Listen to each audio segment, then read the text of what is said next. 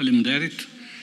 Në salë janë gjithsejt 100 deputet, të nderuara deputete dhe deputet, i falenderoj përfaqësuesit e partive politike që erdhën në konsultim.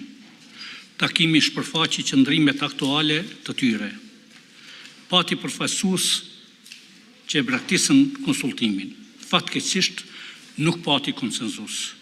Seanca do të vazhdojë brenda 48 orëve në orën 12 me 19 prill 2025.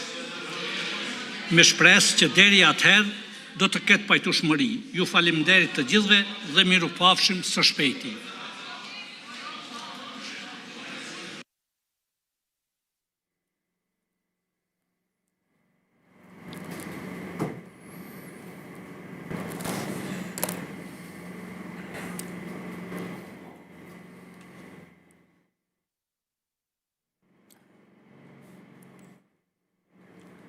Pra, situata që e kemi është, seanca vazhdon mas 48 orëve që i bjen e shtune, kjo është vendimi kryesuesit të seancës.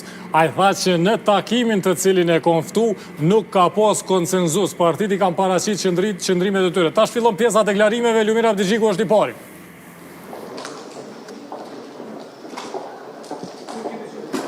Atër qytetarët e Kosovës tashmë kanë shumë të qartë se kush janë bllokuesit e vërtet të seancës konstitutive.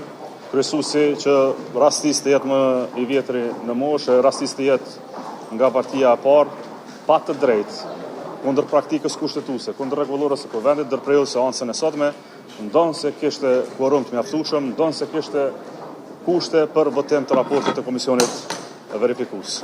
Sinqerisht, është përkeqardhje kjo praktikë e re bllokuese e kushtetueshmërisë së Republikës Kosovës, institucionit më të lartë dhe nevojës urgjente të popullit të Kosovës dhe Republikës Kosovës për pasë